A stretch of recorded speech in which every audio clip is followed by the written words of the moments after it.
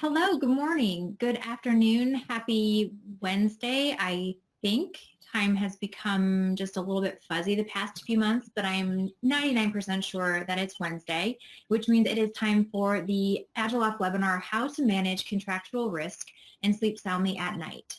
This is actually one of several short webinars in the Agile Off webinar series designed to help you understand the benefits of contract lifecycle management, what it can mean for your legal department and the company as a whole, and then how to move forward towards implementing a solution successfully. I'm Ellen Nendorf. I'm an attorney and founder at LPM Executive, where I work with corporate legal departments to establish and improve the legal operations function. This covers everything from process improvement to technology rollout and optimization. And really, the job is to help make sure that the legal department can work most effectively with the resources that are available. Over the years, and not news to you if you're in a legal department, but legal departments have really been called on to do more with less resources without putting the company at more risk, still maintaining the load of legal work that needs to be done, but the resources are getting tougher to come by. Contracts make up a huge portfolio of the legal work in any department, and there's no doubt when that process doesn't work well, it does increase the risk to the business. Add in a global pandemic to this, and all of the risk that existed in your contract life cycle is now magnified. But there's hope, and that is what we're here to discuss today. The goal of today's webinar is to help you identify the areas of contractual risk in your legal department from a process perspective, and then help you get started on reducing that risk. We are going to kick it off with a risk assessment, just a few questions to help you identify where there really are areas in your process that need improvement. Then we'll talk about how to begin to reduce that risk. I'll leave you with some additional resources where you can dive more deeply depending on your area of interest and need. And then we'll wrap it up with some Q&A. So any questions that you have that come up during the webinar, you can feel free to ask. There's a box on your GoToWebinar where you can drop in questions as we move through. So feel free to do that, and we'll tackle everything at the end.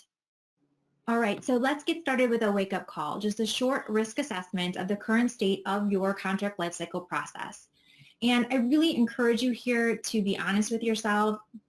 Stop for a few minutes and just really think about the answers or many answers to these questions and write it down. There's something about seeing answers in black and white that make it harder to ignore that really do highlight for you where there are areas that need improvement. Find a pen and pencil if you have it. If you don't, open up a blank email and jot it down there, but really take stock so you've got something in writing when you walk away from today. All right, here we go. I wish I had Jeopardy music to add to the anticipation here. Question 1, where can you find a fully executed version of a contract? Saved to my desktop, a binder in the general counsel's office, Ask Kathy, on a shared network drive, or in our contract management system.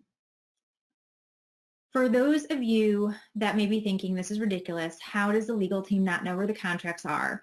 I recently read an article in Bloomberg Law about really just calling for general counsel in the wake of COVID to, as soon as possible, organize contracts.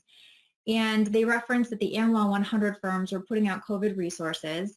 99 of the 100 put out resources, and 89 of those 99 firms started their advice, felt it necessary to start their advice by saying, quote, find your contracts. Let that sink in. The vast majority of top law firms in the United States working with the largest companies in the United States are starting the conversation with, you better find your contracts. You are not alone. And in fact, these answers to this question that I've listed up here, these are real life examples of law departments that I've worked with in recent years, not years ago, in recent years, where they are storing their contracts. And most organizations have more than one answer here. There's contracts scattered all over the organization, and it's difficult to figure out where they all might be. If you answered within A to C here, you have had to have felt the pain more so since we moved to remote working. Most companies, everyone's working from home, and having physical documents is just not an option. Asking a single person like Kathy is not an option. And having documents on desktops just prevents anyone from being effective. No one knows if they're on the right version or if there it already is an executed version out there. It's an unworkable solution, and it's just getting worse the longer we all work remotely. If you think you know where your contracts are, or if you have a contract management tool in place, I'm still going to challenge you here by asking, have you automated what you can within that process? And are you monitoring compliance with that process? Because absent automation and absent someone who is consistently monitoring to make sure people are using the tool as it was intended and following the workflow, there's no guarantee that you do have a handle on everything that's out there. All right, so this could be an actual picture of you right now. That's okay. Most departments need to start at the beginning. As I said, those are real life examples of where companies are keeping their contracts, and you are not alone. But you cannot manage what you can't see, and so starting out by actually finding your contracts and centralizing them, bringing them into the digital world is critical to managing risk. All right, let's walk through a few more here. Next question, how long does it take to review and sign a contract? Go. I worked with a major financial institution, and they were transitioning vendor services, moving from one vendor to the next. They had to ensure that there was no interruption to service, so the timing of everything had to be perfect, and they had very tight budget restrictions, and so they needed to be very cognizant that they weren't spending money in two places that they didn't have. It took 2.5 months to get contract red lines and a signature on that contract. The signature step alone took 3 weeks to complete. And needless to say, they didn't hit the deadlines that they needed. They were a month behind in getting the project started. They had to add additional resources to try to get everything done by the deadline that it needed to get done, which cost more money that they didn't have. And it ended up being a mess. And all of that is to say that they didn't know how long it was going to take, and they didn't have a good process in place for getting things done. There are many reasons why a contract process might take, 2.5, 3 months to go through, or even longer, depending on the complexity and circumstances. But you need to know that, and the benefit of having a good process is that you know how long it's going to take to get done, and you can work backward from there to make sure critical contracts are in place when they need to be. It's really easy to understand how an executed contract where you're missing performance obligations or missing deadlines creates risk in the department, but it is also those unsigned contracts, the ones that needed to be signed by a certain date and didn't get done, those also create risk and cost money to the department and the business as well. All right, next up, how are you tracking performance obligations? This is a big one that is aggravated by COVID. We're only beginning to see the ripple effects from the shutdown of manufacturing and other industries and an inability to do business in a lot of different spaces. And so being able to see what is in your contracts, what obligations you have, what is owed to you, and being able to proactively renegotiate that to save bigger headaches down the road is really critical. If a lot of breach of contract litigation is coming from all of this, and if you can get out in front of that, that really is going to cut the risk, to the business as a whole. Next up, how many contracts allow for termination for convenience? This one is a long-standing question I've heard. Every time I have a conversation with the legal department and it turns to contracts, one of the first things that gets asked is there something that can tell me how many times we've agreed to fill in the blank clause? And with COVID, the clause that is coming up, I think everyone's been laughing about force majeure clauses, but also, can we terminate this contract for convenience? And being able to know right away without having to exert a lot of manpower hours to figure it out what contracts are at play here, that is really critical in cutting costs and saving money and even saving jobs of colleagues by being able to trim off unnecessary costs when you can. All right, this is by no means a comprehensive assessment of risk in your department, but these are major pain points in a contract life cycle, and they are ones that are being worsened in the COVID era, and what's ahead for all of us with contracts as we move through and out of this as well. A while back, I had one of those really memorable conversations with the general counsel at a conference. We were talking about litigation and what they were seeing, and they had several very complex, costly lawsuits that were pending. High risk to the company in terms of potential liability, a lot of manpower from outside counsel to defend the lawsuit. And I was joking that just all that money, all that risk, and really the unknown of waiting, what's going to happen, how is this going to turn out, that it must be keeping him up at night. And he just looked at me and shook his head, and being the generous person that he was, didn't completely tell me I was wrong. But he made an excellent point, which is he could see all of that. He hired counsel who had strategy in place. They could estimate within reason what the costs were going to be around defending that litigation. They knew worst case scenario, what the potential liability was, best case scenario, and where they probably were going to land with it. And while they did have to wait for it to evolve and move through the litigation process, he had answers to the C-suite and to the board on what to expect. And so while it wasn't great news in terms of how much it was going to cost, it was quantifiable and they could plan for it. And he said, really, it's what he can't see that keeps him up at night. So you don't want to find yourself in a situation where you don't have visibility into your contracts and there's one out there and suddenly there's a breach and it pops up as a fire and you're standing in front of the CEO, and not only did you not know about it, but you absolutely have no answers as to how you missed it, other than, well, we didn't know it got signed or it didn't get through legal, and none of that feels good, and no one wants to find themselves sitting in the hot seat for something like that when there is a better way to do business. So that leads us to the time to change. Now is the time. You have an imperfect process. Like most every legal department out there, it's worsened by the global pandemic we're in now, but the right technology can and will help eliminate pain points and reduce the overall risk. According to Gartner, there are over 200 vendors providing contract lifecycle management as a standalone solution or as a module of a broader suite of services. With that many vendors, there's absolutely a solution that meets your needs, and you'll even have choices about what solution to go with. So it's not going to be just one, it's going to be one of several, and you'll have a choice to make, and you need to make a choice.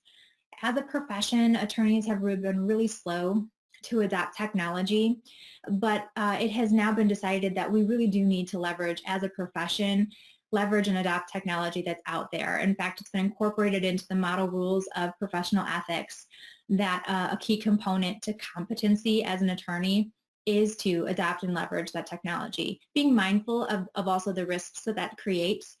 But there are solutions out there that can help you be a better attorney, and we're expected as lawyers to use them. So how do you get started? First, determine your objective. If you start looking at a contract lifecycle management solution before you have a clear idea of what you need for your department specifically, your head is going to start to spin. Everything will sound helpful because it is, and everything will sound important because there is risk around every corner within the process. Inevitably, with your head spinning and information overload, you're going to have to retreat back and take the time to determine what your department really needs, and then reevaluate solutions in that light. So save yourself the headache and do the work up front to prevent, unnecessary wheel spinning here. Depending on your answers to the first question we talked about today, where are your contracts, you may have absolute clarity on what your objectives should be. Like the AMLA 100 firms suggest, find your contracts. Let's digitize them and bring them into the modern age in one central location so they're accessible and you can see what's going on around you. If it isn't that obvious where you should start, take a look at the list we walked through today. Start talking with your colleagues who are involved in the contract life cycle and get them engaged. It helps with overall implementation and adoption of technology along the road if people know that they were consulted for input. There are going to be more ideas than you can implement for sure, but you should see some trends and some common themes bubble up to the top that can give you a really good idea of where you should begin with finding a solution to the big pain points. Also take stock of your department. Be honest about where you are in terms of legal operations and technology adoption. If you are still using paper and people are adverse to technology, you're going to want to be really thoughtful about how you're rolling this out step by step so that you really can get buy-in and use of the technology right out of the gate. Now that you have an idea of what that goal should be, get a lay of the land, what solutions are out there that can meet your objective. Agilot did a great webinar about 2 weeks ago, what is contract lifecycle management? And at the end of that webinar, there's a great set of questions that you can walk through to get started thinking about specific contract lifecycle management considerations for your department. Scalability is a great example here. Everyone I talk to wants to talk about AI. It's exciting. There's a lot it can do, and it's a really can be a very powerful tool for departments in managing legal work and saving time. But again, if you're still using paper and people aren't using technology much at all, there are several steps between getting to the digital age with contracts and getting to use AI to help assess risk of particular clauses to save you time. So if that's important to get from, centralizing and digitizing to AI, make sure you do choose a tool that can get you there, but have a plan, to get from one step to the next. With over 200 vendors, you also don't have a lot of time and headspace to be going through all 200 of those. So take a look at some of the reports that are out there, like Gartner's Critical Capabilities for Contract Lifecycle Management, to easily see who the top vendors are and what matters in a solution. Agilot is at the top, and you can see out there, how they compare with other vendors and what some of those choices are in the market to really get a lay of the land before you start talking to vendors specifically. And then in the new world, you're also going to need to get familiar with the procurement process.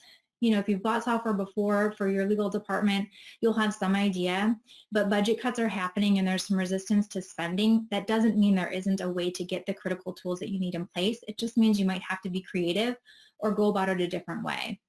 This is where it can be helpful to talk to your peer law departments in the industry and also talk to vendors. They do this every day. They have return on investment calculators and business case resources, and also some tips on what's worked for other departments too. So reach out to vendors like Agilot and ask what's going on, how clients have been successful in getting tools that they need, and don't try to reinvent the wheel here. There's a great wealth of resources out there, and I encourage you to take advantage of them. So with that, you should be walking out the door here with a short list of pain points that you wrote down that give you an idea of where you can begin to set objectives and goals to bring contracts to a better place, a better life cycle. And then you have the first steps towards getting a solution in place to help you do that. You're one step closer to visibility so you can better manage the risk within the department and find the peace of mind that comes with that.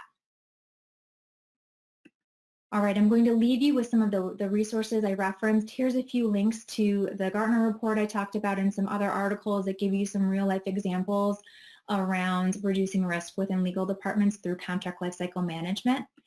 And then also the Agilot webinar series. The website will take you back to the one earlier this month and also give you access to the upcoming webinars on various topics within contract lifecycle management, the benefits of that, and then also how to actually get this tool into your legal department. All right, and with that, we are going to go ahead and open it up for questions. We'll tackle the ones that came in first, and feel free to submit others that have come to mind while we've been talking.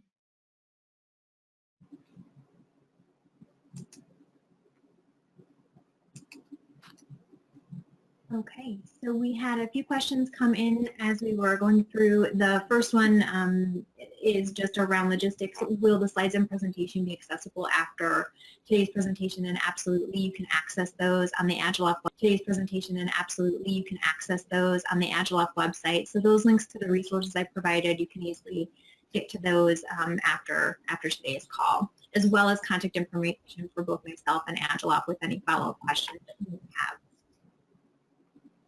All right, in terms of other questions that we have had come in, just a couple here to get us started, and feel free to drop some in too if you think of things as they come to mind. Who should be in charge of this type of project internally? That's a great question, and it varies a little bit depending on the size of your department, who you have on staff in terms of roles, and also the size of your overall company.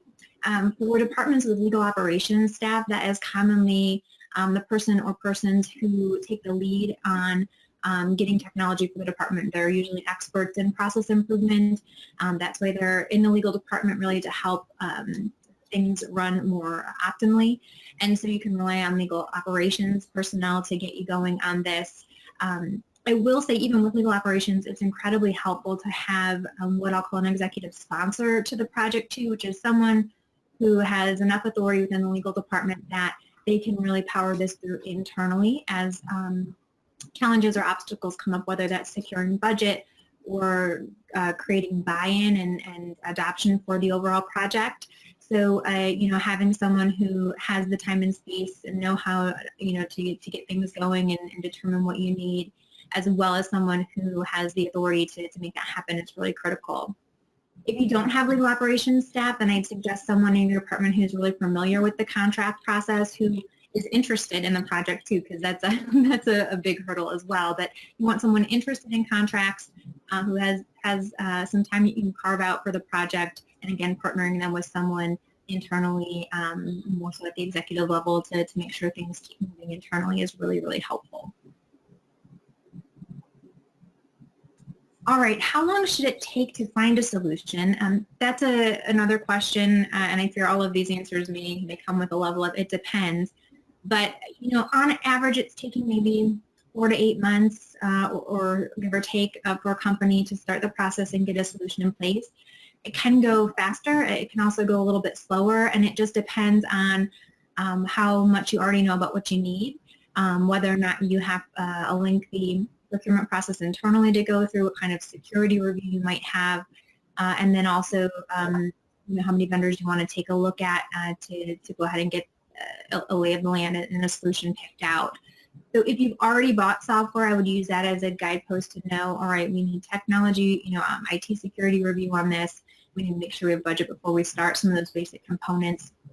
If you don't know the answers to those, getting a handle on what's required internally to actually get software in place is helpful, so that you can get a sense of, can we get this as soon as possible. And then importantly, just again, having people who are engaged in the project and excited about it and who are determined to get this tool into your hands as fast as possible.